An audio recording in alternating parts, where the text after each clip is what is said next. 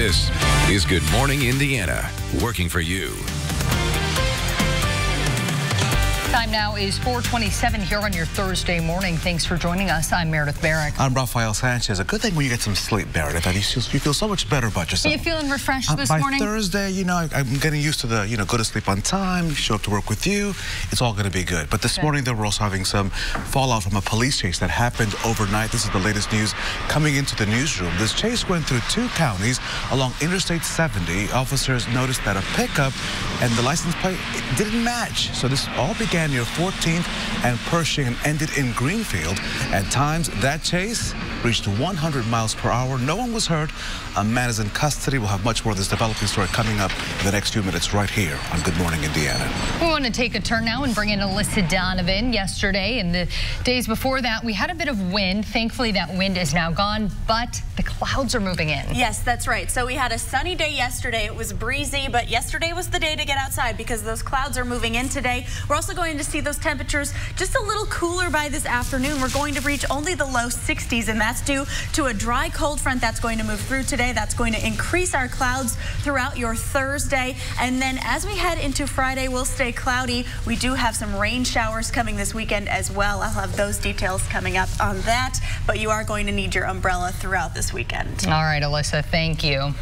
Still so many questions this morning about a baby found in a plastic bag in Johnson County in Seymour. This morning there is word of new evidence in the case. Yeah, we are also going to hear that 911 call for the first time. Police are telling us they have found hair inside the plastic bag that child was found in. Investigators are following up on that. And the good news is, though, that baby is now out of the hospital and with a foster family. So a little bit of normalcy for that little girl.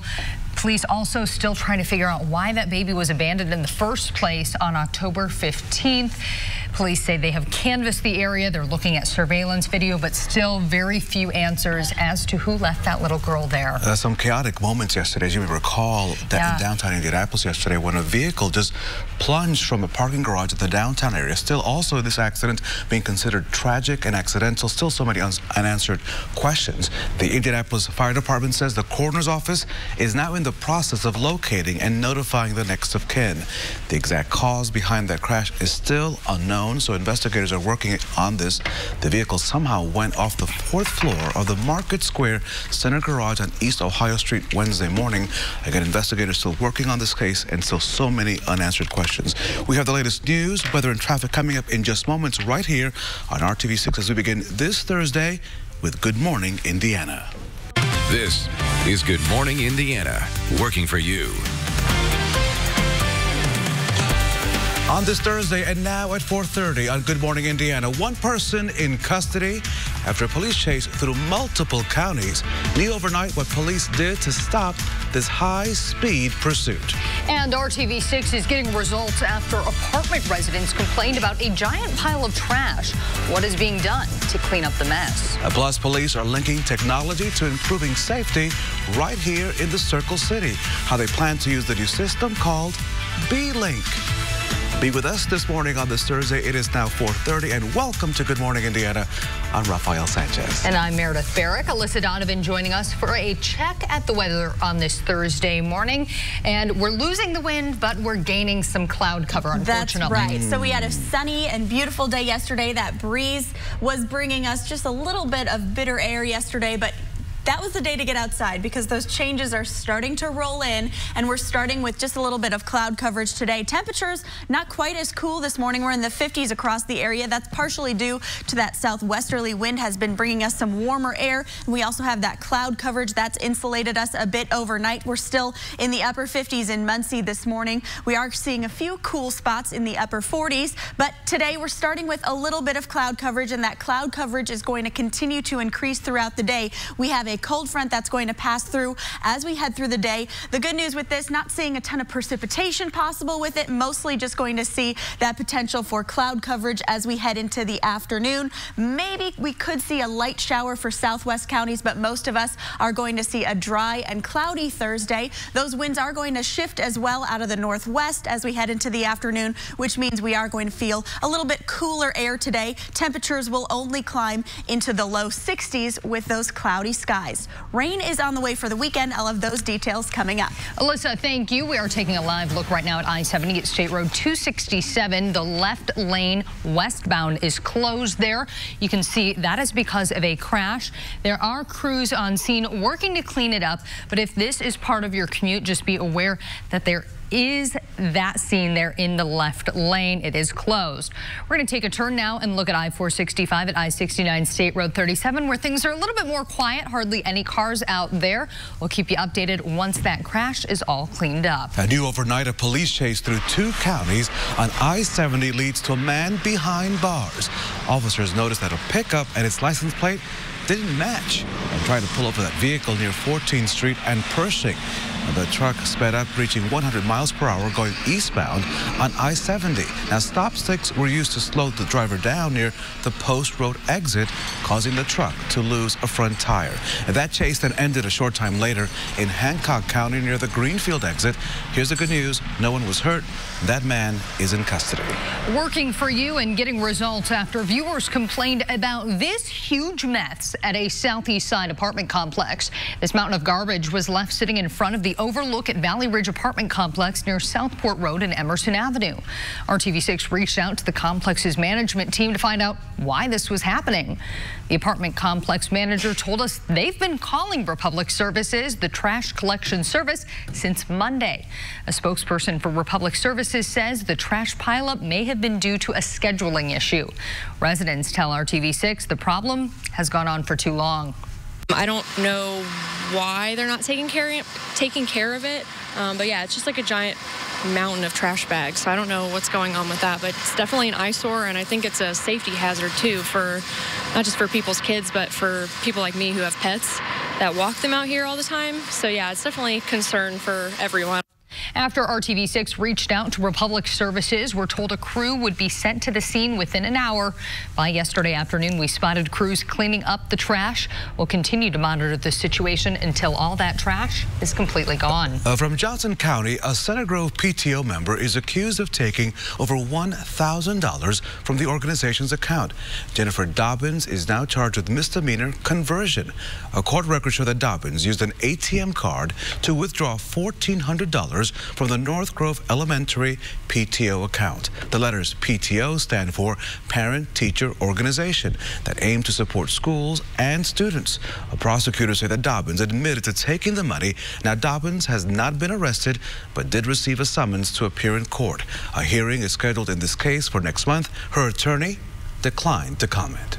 Attorney General Curtis Hill is scheduled to resume his testimony today. He's facing a disciplinary hearing over accusations he touched 4 women inappropriately at a party in a bar. Hill took the stand yesterday, but the questioning focused on procedural aspects of being Attorney General. He was not asked about the night at the party. Several other witnesses also testified, including a woman who worked for Hill in Elkhart County.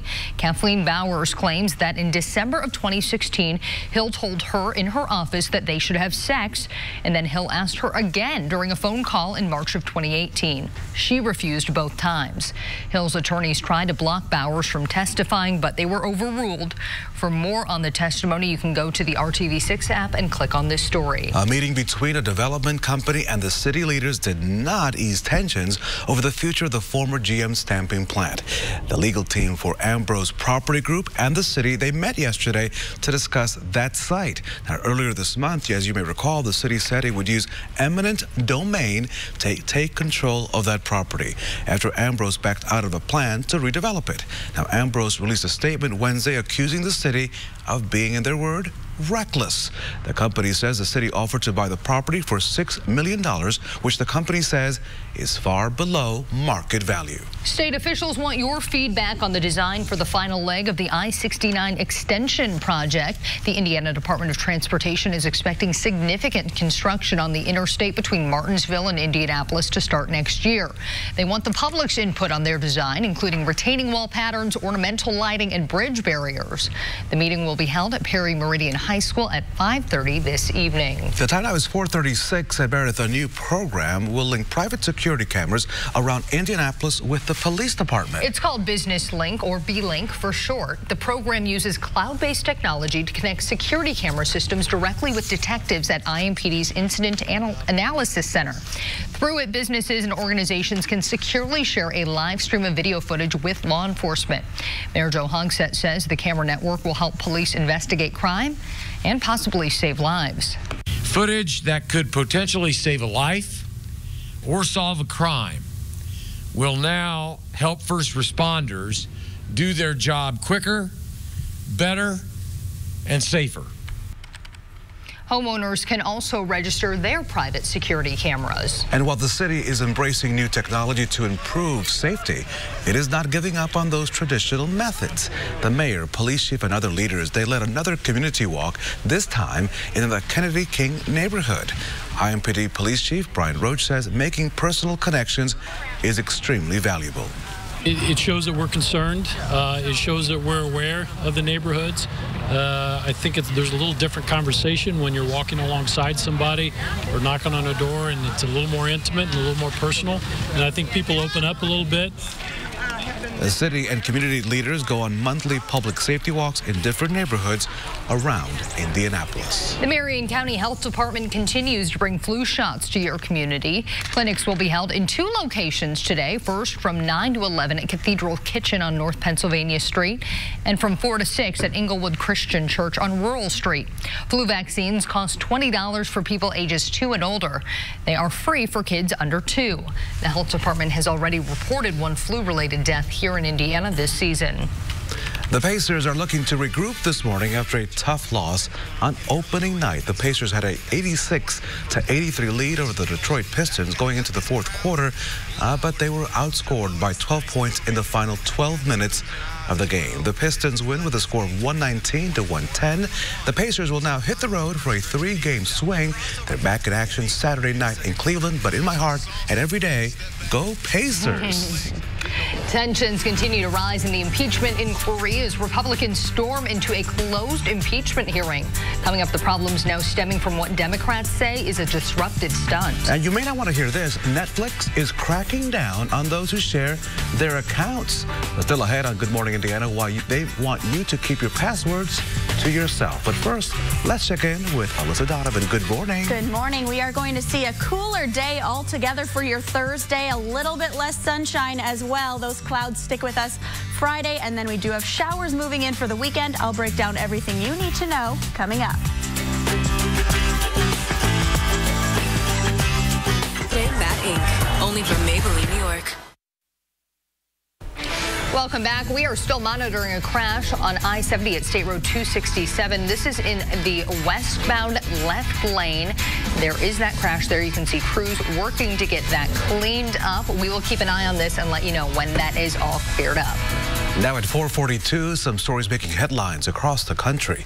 The late Congressman Elijah Cummings will lie in state today in the National Statuary Hall at the U.S. Capitol. A public viewing will be held after a formal ceremony from members of Congress and his family. The longtime Maryland Democrat died last week at the age of 68. He was a vocal voice in the president's impeachment investigations. Funeral services will be held tomorrow in the city of Baltimore. And President Trump will present the Presidential Medal of Freedom to IndyCar racing team owner, entrepreneur, and legend Roger Penske. Earlier this year, President Trump welcomed Penske's racing team to the White House, celebrating their most recent Indy 500 win.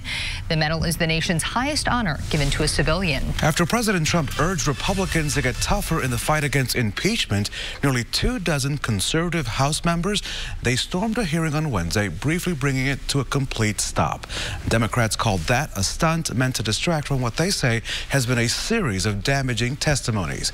ABC's Inés de la Cuetera is in Washington with the latest.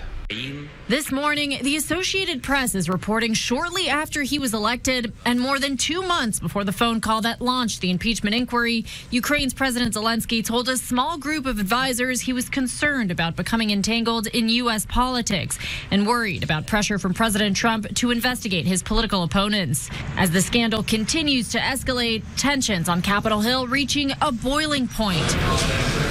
With the president's Republican allies storming a secure hearing room where lawmakers from both parties were set to question another key witness in the impeachment inquiry.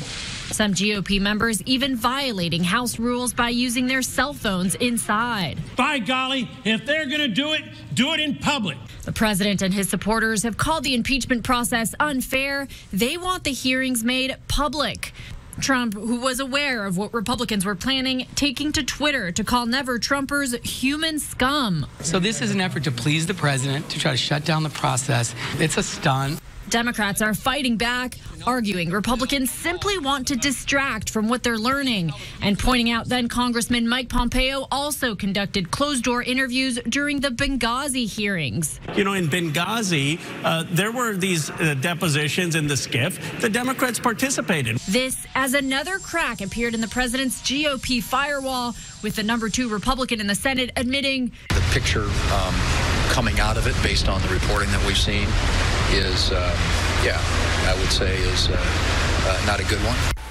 House Democrats had been holding their hearings privately so that witnesses would not coordinate their testimonies, but the Washington Post is now reporting they are looking at making them public as soon as mid-November. Inez de la Cuetara, ABC News, Washington. Dallas prosecutors want the judge in the Amber Geiger trial to recuse herself for an upcoming contempt hearing of the city's district attorney. A deputy DA filed a motion accusing Judge Tammy Kemp of personal bias against DA John Crezo. That's because Kemp says Crezo purposely violated her gag order during the Geiger trial. Amber Geiger is a former police officer sentenced to 10 years earlier this month for killing Botham Jean in his own apartment. After the trial ended, Kemp filed a notice commanding Crezo appear in court for a contempt hearing. The assistant says Kemp's frustration with the DA affects her impartiality in the hearing. So Honda is now announcing it will go completely green in Europe. The car company says it will be selling fully electric and hybrid vehicles in Europe starting in the year 2022. That's 3 years earlier than previously planned. Honda says it moved up those plans based on confidence in green technology and regulations in Europe. Now, to help make it happen, Honda is releasing 6 new vehicles over the next 3 years. Volkswagen and Hyundai are also working to bring more electric models to the market. At 4:46, some cool temperatures are driving our forecast, and Alyssa Donovan is standing by with I hope it's going to be a good forecast today, Alyssa. Well, we are going to see a little bit more cloudy skies today. It's not going to be any chance of precipitation, though, so that's the good news. We're not going to be as warm or sunny as we were yesterday. Today, we're starting warmer, but we are going to end a little bit cooler this afternoon. That's due to a cold front passing through. It's 53 right now in Indianapolis, 56 in Kokomo, 55 in Bloomington. Keep in mind, yesterday we started in the 30s and 40s, so we are starting a little bit warmer today, and that's partially due to those southwesterly winds that are pushing in some of that warmer air. We also have those clouds insulating us this morning, and that cloud coverage is going to stick around. So we're starting partly cloudy today, and we'll continue to see those clouds increase throughout the day. As you head out the door right around 8 a.m., those temperatures will drop a little bit to the north into the 40s, and then we're going to be right around 50 degrees here in Indy as you step out the door, so you might want a light jacket. And then as we head into the noon hour, those clouds will continue to increase. Temperatures will hit the upper 50s and low 60s to the south. Those cloudy skies sticking with us today and into tomorrow with that passing cold front. The good news with that cold front, not expecting precipitation with that. We could see maybe a stray shower for some southwest counties, but most of us will stay dry today. What's happening next, though, is low developing to the south. That's going to start to push into the Midwest as we head into Friday afternoon and evening, looking at that reaching central Indiana by late Friday night, more likely by early Saturday morning. And that's going to continue to bring us the potential of showers throughout your Saturday and then lingering into Sunday. This is a pretty potent system, and it has the potential of bringing us quite a bit of rainfall over that 24 to 48 hour period. We're looking at upwards of 2 inches in some areas, especially to the southwest, and about a ½ inch to an inch for areas to the north northwest. So that's going to bring us quite a bit of rainfall. Now, we do need that rain, but better when it doesn't happen all at once. So when you're planning your weekend, that rain is most likely on Saturday, and then depending on how quickly that continues to move through, we'll continue to see just a chance of some showers early on Sunday. Temperatures will be in the 50s on Saturday, and then the low 60s by Sunday. We'll see some drier conditions as we start next week. Today, we're starting in the 50s this morning, a mild start, and then we'll see partly sunny skies. Those clouds will increase by the afternoon. Temperatures will be below average, right around 61 degrees for our high. Usually, we're closer to 65, so just a little bit below average today. It's just going to feel a little cooler, a little gloomier than what we saw yesterday, and we are going to see those temperatures drop a little bit tomorrow with those cloudy skies, and then those chances of showers roll in for the weekend. Alyssa, thank you. We are still monitoring a crash in the left lane of westbound I-70 at State Road 267. It is closed there. You can see there are crews working to get that cleaned up. We will let you know once that is cleared, but if this is part of your commute this morning, just be aware of that lane closure. We're also taking a live look right now at I-70 at Rural Street, Keystone Avenue. Traffic in that area moving up to speed, all looking good in that neck of the woods. So heads up, Netflix, they want you to keep your password just to yourself, Meredith. Don't share that password. Okay. The streaming service says they're working on ways to prevent customers from sharing their accounts and then trading those passwords. According to a survey done by Maggot, nearly 10% of Netflix users do not pay for their accounts. And right now, the cost of a basic plan is $8.99 per month, which allows users to stream on one screen at a time. Other slightly more expensive options allow you to watch on multiple screens. Netflix does have the ability to end any account and put it on hold at any time to prevent fraudulent activity. It isn't even Halloween yet, and Walmart says it's ready to kick off the holiday shopping season. Walmart is launching its online deal drop sales at midnight tomorrow. They say that's because of the shorter than usual shopping season this year. There will be 6 fewer shopping days between Thanksgiving and Christmas. Walmart says opening the deals early will help its customers make the most of the shorter season. Okay, so how old is too old for trick-or-treating? After the break, we'll tell you why a city in Virginia now has a legal age limit. Yes, I have to survive. I'm by myself, so I have to do what I have to do. Facing a plant closure, the struggle to land a new job and the challenges ahead. That story coming up only on RTV6 on Good Morning Indiana. But first, let's check in with Court TV. I'm Vinny Politan. Today on Court TV, the dramatic continuation of Wisconsin versus Ezra McCandless. She's been charged in the death of her ex-lover, Alex Woodworth, and on the stand is her other ex, the man who prosecutors say was the motive for the murder. Jason Mangle will be cross-examined live on Court TV today. Don't forget you can watch the all-new Court TV live on your mobile device by visiting courttv.com. We'll be right back. Visit takeactionpv.com. College students in Michigan put their heads together to try to break a world record with the periodic table. Take a look. Wayne State University's Department of Chemistry unveiled this monster periodic table of elements. Students from other colleges helped too and put it all together in Detroit. It is bigger than 3 football fields and is expected to break the world record. Back in the day, I knew all of those symbols. Back in the day. Back in the day, wow. Right? Okay, yeah. I'm impressed. Yeah, that is junior very high school, 143. impressive. Wow, but yeah, not today, not so much. Trick-or-treaters in Virginia could be a serious trick. The city of Chesapeake bans anyone over the age of 14. What? 14 from trick-or-treating? The law was introduced after an especially violent Halloween. Well, this is good, in 1968. Good reason for that. Offenders are given a $250 fine. The original ordinance is 1970, was even more strict with age limit at 12. Lawbreakers were even threatened with jail time. See, a little bit too much. City officials say the ordinance is just to give police authority to take action if necessary. Nobody has actually been arrested, fined, or jailed for illegal trick-or-treating. Now, I understand law and order. We want to make people that are safe, but an age limit? I mean, I think people should be allowed to knock on the door and be nice and ask for peace. As long as you're following the rules. I remember when I was roughly 14 and went trick-or-treating with friends, and I was the candy police because all my guy friends were dumping the buckets. left on the front porch.